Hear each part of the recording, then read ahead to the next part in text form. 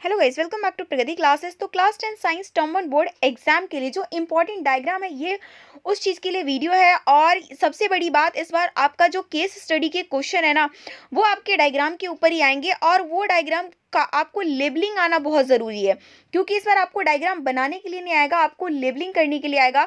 तो इसलिए आपको ये लेबल डायग्राम करना बहुत ज़रूरी है। सबसे पहली बात बता दें आपको कि आपके जो क्लास 10 साइंस में अगर हम बात करें तो आपके दो ही ऐसे चैप्टर हैं जिससे कि डायग्राम आ सकते हैं। पहला चैप्टर तो आपका हो गया बायोलॉजी का ही। बायोलॉजी में से जो आपका 6 चैप्टर है लाइफ प्रोसेस का, उसमें से डायग्राम बनेगा। और सबसे ज़्यादा जो है ना चांसेस, और कम से कम एक आध डायग्राम जो है ज़रूरी से ज़रूरी आप एक्सपेक्ट कर सकते हो आपके लाइफ प्रोसेस वाले चैप्टर से। और दूसरा जो है आपका human I and colourful world वाला जो आधा सिलेबस बचा हुआ है, उसमें से जो डायग्राम है वो आपके एग्जाम में पूछे जा सकते हैं। तो सबसे पहला जो इंपॉर्टेंट डायग्राम है आप सबके लिए, वो है ह्यूमन डाइजेस्टिव सिस्टम का। ठीक है ना, डायग्राम आप देख लो और पता कर लो कि कहाँ पर जो है बॉडी का कौन सा पार्ट है। ठीक है ना, इस तरीके से आपको मतलब लेबलिंग करके दिखाना है कि हमारा जो डाइजेशन है स्टार्ट होता है किसी, जैसे इस माउथ की जगह आपको ए लिख देंगे तो कहेंगे हमारा डाइजेशन जो है इस ए से स्टार्ट हो रहा है। ठीक है ना, तो इस तरीके से आपसे जो है क्वेश्चन पूछे जाएंगे। उसके बाद ये ऑइसोफोगस है, ये लीवर है, ये गॉल ब्लेडर है। उसके बाद स्टमक है, ये छोटा सा, ये जो इधर पैनक्रियाज है, स्मॉल इंटेस्टाइन है, लार्ज इंटेस्टाइन है, और रेक्टम है, एनएस है। ठीक है ना, सब कुछ यहाँ पर ह्यूमन डाइजेस्टिव सिस्टम। मेनली आपको क्या करना है, इसको रिवाइज कर लेना, माइंड में अच्छी तरीके से आपका आ जाना चाहिए कि कहाँ पर क्या है। अब नेक्स्ट जो आपका डायग्राम है रेस्पिरेटरी सिस्टम का। रेस्पिरेटरी सिस्टम का जो है आपसे एक तो पूछ लेते हैं कि आप लाइन वाइज इस बी से सेट करो कि किस तरीके से जो है रेस्पिरेटरी सिस्टम में चलता है। तो सबसे पहले यहाँ पर ये नसल कैविटी है, उसके बाद ये आपको दिख रहा है क्या, फेरिंक्स है, लैरिंक्स है, और उसके बाद ये ट्रैकिया है, ट्रैकिया के बाद ये ब्रोंकाई है, ब्रेंक्यूल्स है, और ये तो आपका लंग्स है ही, और फिर ये एल्वोलाई है, और उसके बाद ये डायफ्राम है। तो ये पूरा का पूरा ह्यूमन रेस्पिरेटरी सिस्टम के अंदर जितने आपको करने हैं वो ये रहा। अब आगे चलते हैं, नेक्स्ट आपका internal structure of heart. Heart का पूरा स्ट्रक्चर आपको पता होना चाहिए, साथ में इसके फंक्शन के साथ। फंक्शन तो आप थियोरिकल पोर्शन में कर ही चुके हो, यहाँ पर हम बात कर रहे हैं सारे के सारे डायग्राम की। जैसे यहाँ पर ये आपका ये पल्मोनरी आर्टरीज है, ये पल्मोनरी वेन्स है। पल्मोनरी वेन्स का क्या काम है कि ये लंग्स से जो है जो हमारे ब्लड को प्योर हम करते हैं, ऑक्सीडाइज्ड ब्लड उसको लेकर आता है ये पल्मोनरी वेन्स। लेकर कहाँ आता है, लेफ्ट आर्ट्रियम में। उसके बाद लेफ्ट वेंट्रिकल है, अरोटा इसको पूरी बॉडी में पहुंचा देता है। पूरी बॉडी से वापस लेकर कौन आता है, वेना कावा। और वेना कावा वापस लेकर कहाँ आता है, राइट आर्ट्रियम में लेकर आता है। उसके बाद ये राइट वेंट्रिकल में जाता है, और उसके बाद ये दोबारा से पल्मोनरी आर्टरीज दोबारा से उसको लंग्स में पहुंचा देता है, ताकि वो दोबारा से उसकी साफ सफाई हो सके। ठीक है ना, तो ये आपका इंटरनल स्ट्रक्चर ऑफ हार्ट है, जो कि बहुत इंपॉर्टेंट है। अब उसके बाद है आपका एक्सक्रीटरी सिस्टम। एक्सक्रीटरी सिस्टम के अंदर जो है जो जो चीज़ें इंपॉर्टेंट है, लाइक किडनी है, उसके बाद ये अरोटा वेना कावा भी यहाँ से इस तरीके से जुड़े होते हैं। तो मेनली जो है किडनी के बाद जो है यूरिन कहाँ जाता है, यूरेटर में, फिर ब्लेडर में थोड़ी देर रहता है, फिर यूरेथ्रा। तो इसकी भी प्रोसेस पूछ लेते हैं, और साथ में डायग्राम के साथ भी आपसे जो है फंक्शन पूछवाया जा सकता है। तो मेनली आपको क्या माइंड में सारी चीज़ें रखनी है, और साथ में स्क्रीनशॉट भी लेते चलिए, ताकि आप जो है जस्ट एग्जाम से पहले रिवाइज भी कर सकें।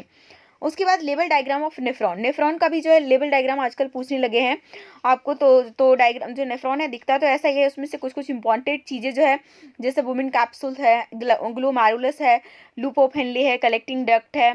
ठीक है ना, तो मेनली ये ट्यूब्यूल है। तो ये कुछ चीज़ें हैं वो आपको पता होनी चाहिए, साथ में इसके फंक्शन के साथ। ठीक है ना, heart and blood circulation system की मतलब कि किस तरीके से, मतलब कहाँ पे क्या हो रहा है, तो इस ये वाला डायग्राम भी आपके एग्जाम में आ सकता है। ठीक है ना, जिस तरीके से हमारा लंग्स है, लंग्स से जो पल्मोनरी आर्टरी लेकर आ रहा है हमारे हार्ट में, यहाँ पर तो हार्ट को ये लेफ्ट आर्ट्रियम है, लेफ्ट वेंट्रिकल है, वहाँ पर हार्ट को पूरी अच्छी तरीके से किया था। और यहाँ पर जो है इन्होंने साथ में बता दिया कि किस तरीके से ब्लड का सर्कुलेशन सिस्टम लंग्स से लेकर हार्ट पे, और हार्ट से फिर पूरी बॉडी में किस तरीके से पहुँचता है। तो ये आपको पूरा का पूरा यहाँ पर दिखाया हुआ है। अब उसके बाद हम चलते हैं अपने फिजिक्स के तरफ। तो फिजिक्स में जो आपका फर्स्ट डायग्राम इंपॉर्टेंट है, that is refraction of light through a glass prism. Glass prism से किस तरीके से लाइट का रिफ्रैक्शन होता है, वो एक एक चीज़ इसमें बहुत ही इंपॉर्टेंट है। इस तरीके से आपको दे देंगे और एग्जाम में पूछ लेंगे कि इसमें से बताइए कि इंसिडेंट रे कौन सा है। तो अभी आप देख रहे होगे कि ये वाला हमारा क्या है, पीई इंसिडेंट रे है, जबकि ये जो ई एफ है, ठीक है ना, ई एफ है वो हमारा क्या है, ये एक रिफ्रैक्टेड रे है। उसके बाद जो हमारा एफ एस है, ये हमारा इमर्जेंट रे है। एंगल ए जो है वो हमारा जो क्या है, एंगल ऑफ, मतलब एंगल ऑफ द प्रिज्म है, ये जो आपको एंगल ए दिख रहा है। फिर angle of incidence, angle of refraction, angle of emergence और angle of deviation, I R E D, आपको सब कुछ दिख रहा है, आई आर ई डी। ठीक है ना। तो ये सारी जो चीज़ें हैं वो आप कॉन्सेप्ट के साथ याद रखेंगे, आपके एग्जाम के लिए बहुत ही इंपॉर्टेंट है। उसके बाद ये dispersion of white light by glass prism से किस तरीके से व्हाइट लाइट का डिस्पर्शन होता है, सबसे ज़्यादा डेविएशन कौन करता है, वॉयलेट करता है, सबसे लीस्ट डेविएशन कौन करता है, रेड करता है, और साथ में ये विबग्योर जो है पूरा इस तरीके से आपको याद रखना है। अब नेक्स्ट जो आपका डायग्राम इंपॉर्टेंट है वो है रेनबो फॉर्मेशन का, कि रेनबो फॉर्मेशन किस तरीके से होता है। तो ये इस तरीके से है कि आपका यहाँ पे रिफ्रैक्शन होता है, उसके बाद यहाँ पर इंटरनल रिफ्लेक्शन होता है, फिर रिफ्रैक्शन दोबारा से होता है, और फिर इस तरीके से जो है ये रेनबो फॉर्मेशन का हो गया। एडवांस सनराइज और एडवांस डिले सनसेट, तो उसका डायग्राम, हालांकि इसमें से आपके कुछ ज़्यादा तो नहीं, लेकिन इसमें से अगर क्वेश्चन बनेंगे तो एक आधी क्वेश्चन कनेक्ट होकर आएगा। लेकिन आपके जो बायोलॉजी वाले डायग्राम है ना, उसमें से एक डायग्राम से आपसे 5 से 6 क्वेश्चन पूछ लिए जाएंगे, तो उसको आप ज़्यादा केयरफुली अच्छी तरीके से करिए। नेक्स्ट है कि reddening of sun eight sunrise और सनसेट के टाइम पे जो सन है वो रेड कलर का दिखता है, उसके पीछे का क्या रीज़न है। तो ये दिया हुआ है कि होरिजन के पास वो रहता है, ठीक है ना। तो फिर इस वजह से, और ये जो पूरा का पूरा दिखा रहा है, तो ब्लू जो है स्कैटर अवे हो जाता है, जिस वजह से सन क्या है हमें रेडिश कलर का दिखता है। अब ये ट्विंकलिंग ऑफ स्टार्स का भी आप देख सकते हैं, ट्विंकलिंग ऑफ स्टार्स में ये इस तरीके से जिसकी वजह से होता है। तो ये आपका ये वो वाला डायग्राम हो गया। तो इतने ही जो आपके डायग्राम हैं वो आपको करने हैं, बाकी इसके अलावा कुछ नहीं करना। आप साथ के साथ आप क्या करो, स्क्रीनशॉट लेते चलो, ताकि जो है फाइनल आप रिवाइज कर सको। और मेनली जो बायोलॉजी है उसमें आपको ज़्यादा से ज़्यादा फोकस करना पड़ेगा, क्योंकि उसमें एक एक चीज़ से जो है आपके क्वेश्चन बन सकते हैं। तो यहाँ से आप स्क्रीनशॉट लेते हुए चल सकते हैं।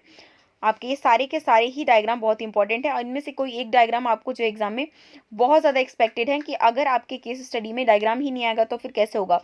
तो डायग्राम तो आपका आएगा ही आएगा। तो इसी के साथ वीडियो को लाइक करिए, अपने दोस्तों के साथ भी शेयर कीजिए। चैनल पर नए हैं तो सब्सक्राइब करके बेल आइकन भी क्लिक कर लीजिए, ताकि नई वीडियो की नोटिफिकेशन आपको तुरंत मिले। तो इस तरीके से जो है आपको सारे डायग्राम जो है यहाँ पर मैं एक बार आपको और बता देती हूँ कि किस तरीके से आपको याद रखना है। जैसे आपका डाइजेस्टिव सिस्टम है, तो आप इसको जो है आप उसको सीरीज में रखिए कि किस तरीके से ह्यूमन डाइजेस्टिव सिस्टम के अंदर हमारा खाना सबसे पहले माउथ में जाएगा, फिर एसोफेगस में जाएगा, फिर स्टमक में जाएगा, और उसके बाद मेनली जो चीज़ें हैं, बाकी यहाँ पर तो सारे के सारे जो हैं वो एंजाइम्स वगैरह निकल रहे हैं। उसके बाद हमारा जो खाना है वो स्मॉल इंटेस्टाइन में जाता है, फिर लार्ज इंटेस्टाइन में जाता है, देन रेक्टम जो है वो आपका लास्ट हो जाता है। ओके, उसी तरीके से रेस्पिरेटरी सिस्टम के अंदर मेनली जो आता है वो नेसल कैविटी है।